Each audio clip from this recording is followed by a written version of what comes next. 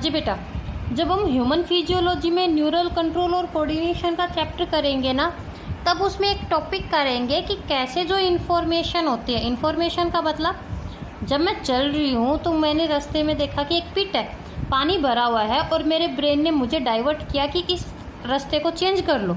That means एक stimulus आया और स्टिमुलस आने के बाद में मैंने क्या किया, रेस्पॉन्ड किया। और रेस्पॉन्ड क्यों किया? क्योंकि मेरे सेंट्रल नर्वस सिस्टम ने मुझे गाइड किया था। ये किस लिए होता है बेटा? क्योंकि जो स्टिमुलस आता है उसको पंप कंट्रोल करते हैं। यहाँ पर ये आपको थोड़ा सा मिलेगा, इसकी जो कंप्लीट एक्सप्लेनेशन है ये है ब्रेन वाले चैप्टर में, सोडियम पोटेशियम एक्सचेंज पंप। वहाँ करने से पहले एक बार ध्यान से सुनो। हमारी प्लाज्मा मेम्ब्रेन है, मान लो फॉर एग्जांपल ये एक सेल है, ठीक है। जैसे जहाँ पर सोडियम पंप लिख रखा है, ये जो व्हाइट वाला पोर्शन दिख रहा है और जो ये जो ब्लैक वाली है ये है हमारी प्लाज्मा मेम्ब्रेन, और जो ये अंदर व्हाइट पोर्शन दिख रहा है इसको, ये है हमारा साइटोप्लाज्म। अब क्या रहता है बेटा कि जो प्लाज्मा मेम्ब्रेन है उसका जो आउटर सरफेस होता है, आउटर सरफेस होने का मतलब कि हमारी प्लाज्मा मेम्ब्रेन के बाहर की तरफ, जिसको कि हम एक्स्ट्रा सेलुलर, सेल के बाहर का जो मीडियम बोलते हैं, वहाँ पर रहता है पॉजिटिव चार्ज, ठीक है, और अंदर की तरफ रहता है नेगेटिव चार्ज। ध्यान से सुनना, बाहर रहता है पॉजिटिव चार्ज और अंदर रहता है नेगेटिव चार्ज। और इसको जो कंट्रोल करते हैं, इस आयन की मेंटेनेंस को जो कंट्रोल किए रखते हैं, वो कौन रहते हैं? सोडियम, पोटेशियम या कई और आयन्स वगैरह भी। क्या रहता है, जब भी कोई इंफॉर्मेशन आई, सोडियम आयंस अंदर आ जाते हैं, पोटेशियम आयंस बाहर चले जाते हैं। ये चीज़ हम वहाँ पर जाके करेंगे, इनकी यूनिट्स वगैरह के बारे में भी पढ़ेंगे कि 75 रहती है, 55 हो जाती है, 35 हो जाती है, जिसकी वजह से इंफॉर्मेशन आती है।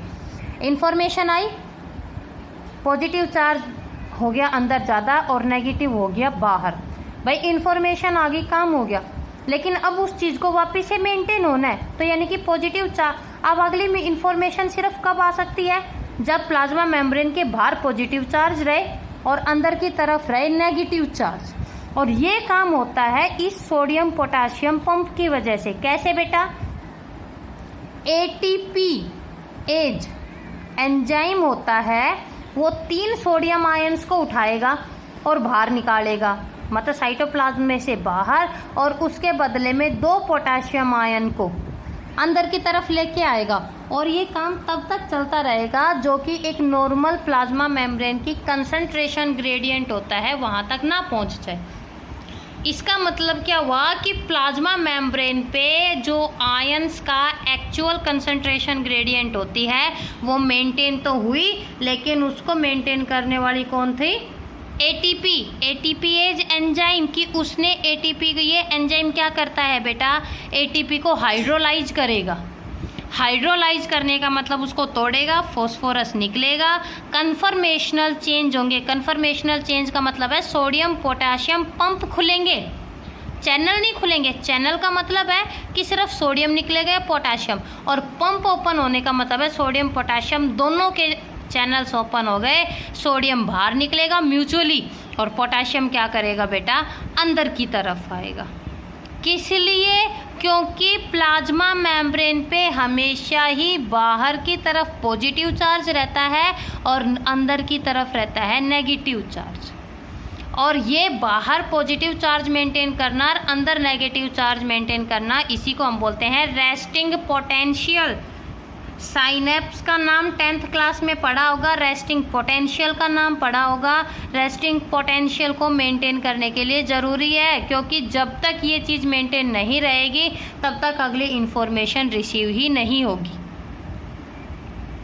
क्लियर? तो इसी को हम क्या नाम देते हैं बेटा?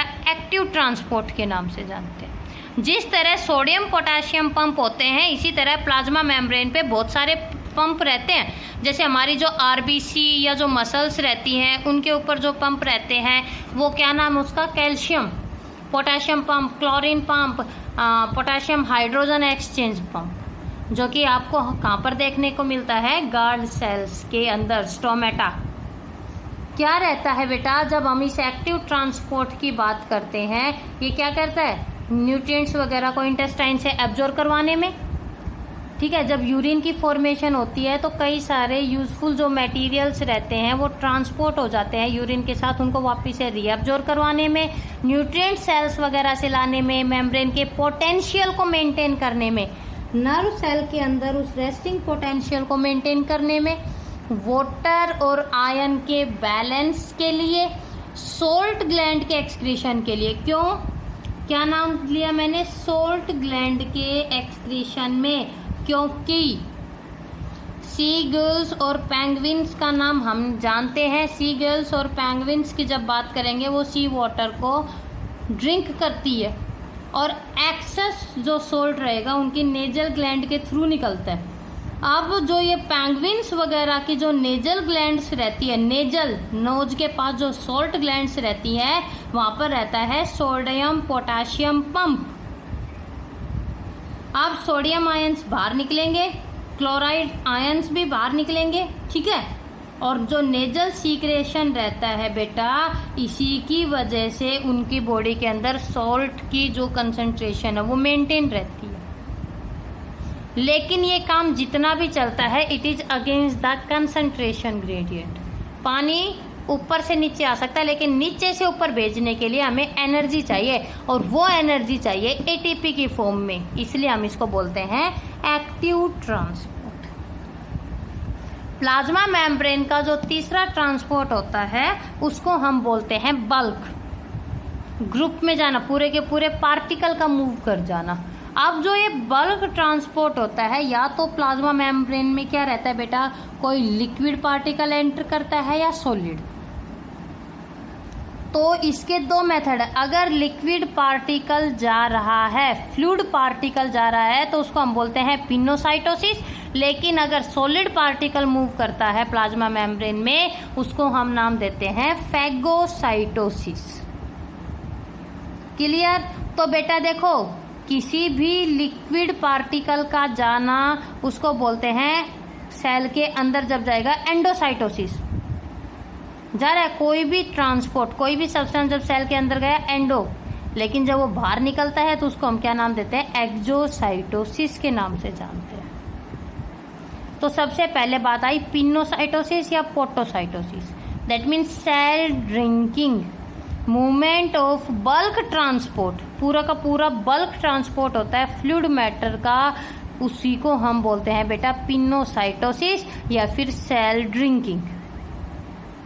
क्लियर। और जब हम इसकी बात करेंगे, यहाँ पर लिगेंड का नाम आया था कि पर्टिकुलर लिगेंड्स रहते हैं, वेसिकल्स बनते हैं। पिंच्ड ऑफ का मतलब वो सेपरेट होंगे। पिनोसोम यानी कि जहां पर लिक्विड पार्टिकल जाता है वो जाएगा और फाइनली वो कर जाता है मूव, ठीक है। इसलिए हमने इसको नाम दिया पिनोसाइटोसिस। लेकिन सॉलिड पार्टिकल का सेल के अंदर या बाहर की तरफ मूव करना, उसको बोलते हैं phagocytosis. Cell eating food, foreign particle, pathogens जब क्या करे, वो वेसिकल्स में बंध के और मूव करते हैं। और फैगोसोम, ठीक है, वो वेसिकल जिसमें लिक्विड पार्टिकल होता है उसको हम बोलते हैं पिनोसोम। लेकिन जहाँ पर सॉलिड पार्टिकल होता है बेटा, उसको हम नाम देते हैं फैगोसोम। और कई अमीबा वगैरह में हमने पढ़ा था कि जो फैगोसोम रहता है, जब उसके साथ उसके digestive enzymes, for example lysozyme वगैरह जब फ्यूज हो जाते हैं तो उसको हम बोलने लग जाते हैं डाइजेस्टिव वैक्यूल। डाइजेशन हो जाएगा, फिर जो वेस्ट बचता है उसको रेजिड्यूअल यानी कि जो वेस्ट बचा वो फाइनली अनडाइजेस्टेड मैटर जब बाहर निकलता है बाय द प्रोसेस एक्सोसाइटोसिस। और इस एक्सोसाइटोसिस को हम ईफैगी या सेल वोमिटिंग के नाम से जानते हैं। क्लियर। तो ये थी हमारी 3 टाइप की ट्रांसपोर्ट जो कि प्लाज्मा मेम्ब्रेन के थ्रू होती है। अब हम आ जाते हैं नेक्स्ट, जहां पर हम पढ़ेंगे हमारे साइटोप्लाज्म को। Plasma membrane complete. अब हम बात करेंगे साइटोप्लाज्म। देखो साइटोप्लाज्म, प्लाज्मा मेम्ब्रेन के अंदर की साइड जो जेली लाइक और सेमी फ्लूइड मास होता है प्रोटोप्लाज्म का एक्सक्लूडिंग द न्यूक्लियस, न्यूक्लियस को छोड़ के, जिसमें साइटोप्लाज्म मैट्रिक्स, उसके ऑर्गेनेली और कुछ नॉन लिविंग पार्टिकल जिनको कि सेल इंक्लूशन के नाम से जानते हैं, दे फॉर्म द साइटोप्लाज्म। इसका मतलब साइटोप्लाज्म में दो चीजें हैं, उसका मैट्रिक्स यानी कि बेटा जो वो जेली लाइक सब्सटेंस है वो, और दूसरा होता है उसके सेल ऑर्गेनेली। क्लियर?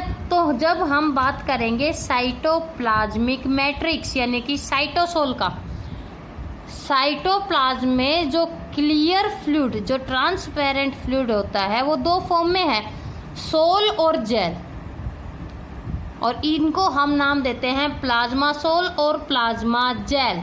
देखो प्लाज्मा जेल, प्लाज्मा मेम्ब्रेन है, प्लाज्मा मेम्ब्रेन के साथ साथ जो प्रेजेंट रहे यानी कि थोड़ा सा ऊपर की तरफ जो प्रेजेंट रहता है उसको बोलते हैं प्लाज्मा जेल या एक्टोप्लास्ट, और जो बिल्कुल अंदर की तरफ रहता है उसको हम क्या नाम देते हैं बेटा, प्लाज्मा सोल या एंडोप्लास्ट। फॉर एग्जांपल ये प्लाज्मा मेम्ब्रेन है, ये हिस्सा है इतना, तो मान लो जो ये ऊपर का हिस्सा रहता है इसको बोलेंगे जेल, और जो ये नीचे का हिस्सा रहता है इसको बोलते हैं सोल, यानी कि एक्टोप्लास्ट और एंडोप्लास्ट। अब इस मैट्रिक्स में सबसे ज़्यादा जो रहता है वो रहता है वाटर, नियरली 90%। कैसा होता है, क्रिस्टलो कोलॉइडल, क्रिस्टल कोलॉइडल कॉम्प्लेक्स होता है जहाँ पर कई सारे केमिकल्स भी प्रेजेंट होते हैं, मिनरल्स हैं, शुगर रहती है, अमीनो एसिड्स हैं, आरएनए वगैरह की type, nucleotide, vitamin, protein, enzymes, और उस कोलॉइडल सॉल्यूशन को बनाने में जो सबसे ज़्यादा मेन रहती हैं वो रहती हैं प्रोटीन्स। तो बेटा जब हम इस साइटोप्लाज्म मैट्रिक्स की बात करेंगे, इसके बहुत से फंक्शन है, क्या क्या, कि जो ये मैट्रिक्स होता है कई सारे जो सेल ऑर्गेनेली रहते हैं उनको बनाने के लिए रॉ मटेरियल प्रोवाइड करता है। सेल ऑर्गेनेली एक दूसरे से अनकनेक्टेड रहते हैं, तो साइटोप्लाज्मिक मैट्रिक्स ही है जो कि एक ऑर्गेनेली से दूसरे ऑर्गेनेली में ट्रांसफरेंस का काम करेगा किसी भी चीज़ का, और उनको एक दूसरे के साथ कनेक्ट रखता है। क्लियर? जब भी कोई सेल ऑर्गेनेली अपना कोई पर्टिकुलर प्रोडक्ट बनाता है वो डायरेक्ट ट्रांसफर होने की बजाय किसके थ्रू होके निकलता है, साइटोप्लाज्मिक मैट्रिक्स के थ्रू। फैट, कई न्यूक्लियोटाइड्स, कार्बोहाइड्रेट, प्रोटीन कुछ ऐसी रहती है जो कि इसी मैट्रिक्स के अंदर बनती हैं। जब हमने 10th क्लास में रेस्पिरेशन किया तो दो टाइप से किया था, एरोबिक और एनारोबिक। एरोबिक रेस्पिरेशन दो जगह हुआ था, साइटोप्लाज्म में और माइटोकॉन्ड्रिया में। साइटोप्लाज्म में जो होता है उसको बोलते हैं ग्लाइकोलिसिस, जहाँ पर साइटोप्लाज्म में क्या होता है बेटा, जो ग्लूकोज होता है वो किसके अंदर टूट जाता है, pyruvic acid. Pyruvic acid mitochondria में जाती है, तब एटीपी बनती है। इसका मतलब कई सारे कैटाबोलिक का मतलब है ब्रेकडाउन रिएक्शंस ऐसी होती है जो कि इसी साइटोप्लाज्म के मैट्रिक्स में होती है, सेल ऑर्गेनेली में नहीं, इसके मैट्रिक्स में होती है। और इसके अलावा सबसे important point, cytoplasmic streaming. Matrix motile होता है, मोटाइल का मतलब मोशन है, अपने आप होती है, और इसी को हम साइटोप्लाज्मिक या प्रोटोप्लाज्मिक स्ट्रीमिंग के नाम से जानते हैं, जो कि मटेरियल्स को सेल्स में ट्रांसफ़र करने में या डिस्ट्रीब्यूट करने में बेटा हेल्प करती है। हो गया।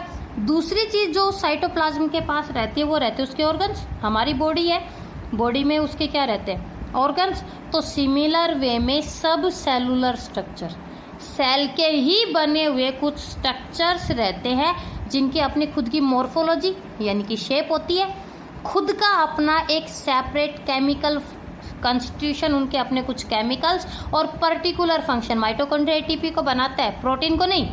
राइबोसोम्स फूड को नहीं बना सकते, प्रोटीन्स को बनाते, यानी कि उनका एक पर्टिकुलर फंक्शन होता है जिसको कि वो बाहर या अंदर की साइड मूव करते।